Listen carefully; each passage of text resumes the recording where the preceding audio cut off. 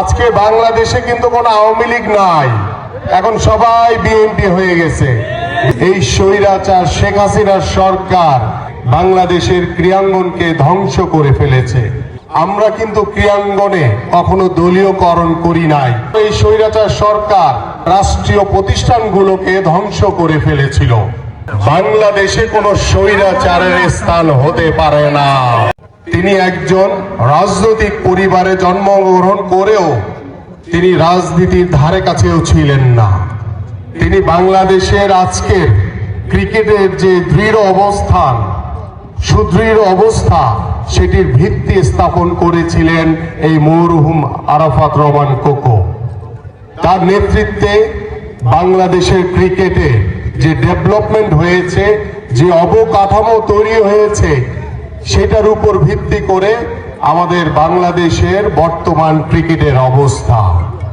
এবং আমরা জানি যে গত 17 বছর ধরে এই স্বৈরাচার শেখ হাসিনার সরকার বাংলাদেশের ক্রীড়াঙ্গনকে যেভাবে দলীয়করণ করেছে, রাজনৈতিকরণ করার মাধ্যমে বাংলাদেশের ক্রীড়াঙ্গনকে ধ্বংস করে ফেলেছে। আপনারা যদি চিন্তা করেন, 91 সালে যখন আমাদের দেশনেত্রী বেগম খালেদা জিয়া রাষ্ট্র পরিচালনার দায়িত্বভার গ্রহণ করেন, তারপরে 2001 সালে যখন আবার দায়িত্ব পালন করার দায়িত্বভার গ্রহণ করেন, আমরা কিন্তু ক্রীড়াঙ্গনে কখনো দলীয়করণ করি নাই। তখন সকলেই, কে আওয়ামী লীগ, কে বিএনপি, কে জাতীয় পার্টি বা কে সাধারণ সংগঠক, আমরা সকলকে নিয়েই আমাদের ক্রীড়াঙ্গনকে আমরা সাজিয়েছিলাম। বাট গত 17 বছর এই স্বৈরাচার সরকার তার যে ফ্যাসিস্ট, যে ভয়াবহ রূপ, ভয়ঙ্কর চেহারা, তারা কিন্তু শুধু ক্রীড়াঙ্গন নয়, বাংলাদেশের প্রত্যেকটি রাষ্ট্রীয় প্রতিষ্ঠানকে দলীয়করণ করে, রাজনীতিকরণ করে পুরা রাষ্ট্রীয় প্রতিষ্ঠানগুলোকে ধ্বংস করে ফেলেছিল।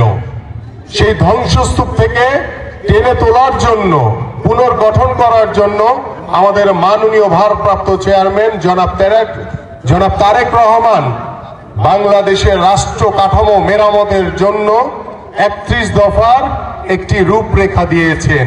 সেই রূপরেখা বাংলাদেশের প্রত্যেকটি সাধারণ মানুষের আশা আকাঙ্ক্ষা, প্রত্যাশাকে বাস্তবায়নের জন্য এই রূপরেখা দেওয়া হয়েছে।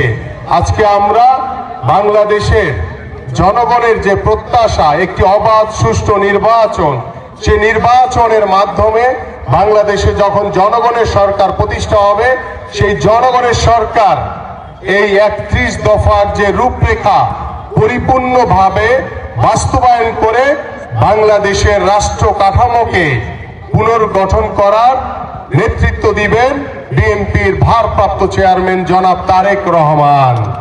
আমরা বিশ্বাস করি, এখানে যে সাধারণ দর্শক যারা বসে আছেন, আজকে বাংলাদেশে কিন্তু কোনো আওয়ামী লীগ নাই, এখন সবাই বিএনপি হয়ে গেছে। বিএনপি হয়েছে না? সবাই বিএনপি হয়ে গেছে। কিন্তু আমাদের সতর্ক থাকতে হবে, কারণ বাংলাদেশে কোনো স্বৈরাচারের স্থান হতে পারে না। যারা আমার ভাইকে গুলি করে হত্যা করেছে, যারা আমার বোনকে গুলি করে হত্যা করেছে, যারা আমার ভাইদেরকে গুম করেছে, যারা আমার এই ছাত্র জনতার গণঅভ্যুত্থানে আমার ভাইদেরকে যেভাবে গুলি করে হত্যা করেছে, তাদের স্থান বাংলাদেশের মাটিতে হতে পারে না।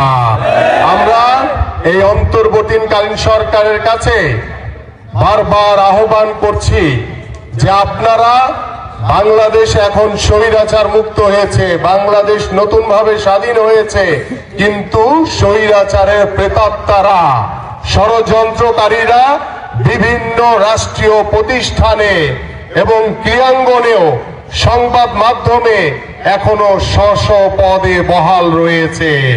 দ্রুত সময়ের ভিতরে আপনারা এদেরকে অপসারণ করেন, নির্মূল করেন, তাদেরকে বিচারের আওতায় এনে দ্রুত সময়ের ভিতরে বিচার করেন। আপনারা জানেন যে আমরা যখন খেলেছি বাংলাদেশের ফুটবল কিংবা বাংলাদেশের ক্রিকেট, তখনকার 90 দশকের যে একটি জৌলস ছিল, সেই জৌলসটা আমরা পুরোপুরি আপনার 2006-এর পর থেকে 2007-এর পর থেকে টোটালি বাংলাদেশের স্পোর্টসের জৌলসটা আমরা হারিয়ে ফেলেছি। সেটার অন্যতম কারণ হচ্ছে যে এই স্বৈরাচার শেখ হাসিনার সরকার গত 17 বছর ধরে যেভাবে রাষ্ট্রীয় প্রতিষ্ঠানগুলোকে ধ্বংস করেছে, যেভাবে বাংলাদেশের ক্রীড়াঙ্গনের প্রত্যেকটি সেক্টরে দলীয়করণ, রাজনীতিকরণের মাধ্যমে বাংলাদেশের ক্রীড়াঙ্গনকে ধ্বংস করে ফেলেছে, সেই ক্রীড়াঙ্গনের কারণে আজকে আমরা বাংলাদেশের ক্রিকেটে যে পরিমাণ দুর্নীতি রয়েছে, বাংলাদেশের ফুটবল ফেডারেশনে আপনার যেইভাবে দুর্নীতিগ্রস্ত হয়েছে, এবং আপনারা সত্য কিছুদিন আগে একটি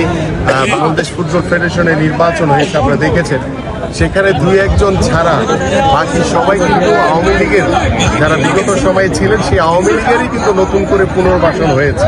তো সেই আওয়ামী লীগের সেই ষড়যন্ত্রকারীদের বা সেই দলীয়করণের যারা ফুটবল ফেডারেশনের দায়িত্ব রয়েছেন, তাদেরকে দিয়ে বাংলাদেশের ফুটবলে আমাদের সময় সংক্ষিপ্ত ভালো কিছু আমরা কখনোই আশা করি না। এবং বাংলাদেশের ক্রিকেটের দিকে যদি আপনি তাকান, যে বাংলাদেশের ক্রিকেটে এখনো যে বাংলাদেশের ক্রিকেটে গত 17 বছর ধরে যারা বসেছিল, তারা কিন্তু এখনো সেই স্ব পদে বহাল রয়েছে।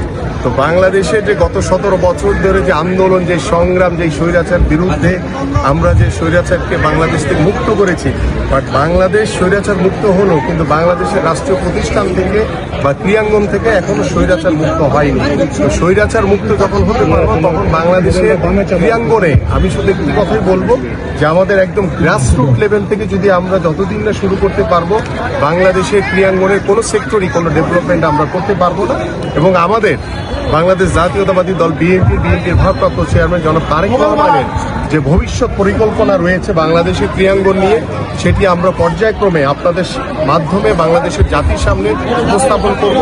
এখন আল্লাহ পাক যদি আমাদেরকে বাংলাদেশের জনগণের ভোটে যদি নির্বাচিত করে, তাহলে আমরা সেই যে আপনাদের যে স্বপ্ন বা যে প্রত্যাশিত চাওয়া, এবং আজকে যে এখানে মনোহরদীবাসী আজকে ফুটবল মাঠে যে উপচে পড়া ভিড়, এতেই প্রমাণ হয় যে বাংলাদেশে স্টিল জনপ্রিয় খেলা হচ্ছে ফুটবল। বা সেই ফুটবলকে আমরা বিভিন্ন স্বৈরাচারের প্রভাব বিস্তারের কারণে আমরা এখন পর্যন্ত সেই ফুটবলকে কাঙ্ক্ষিত জায়গায় নিয়ে যেতে পারিনি।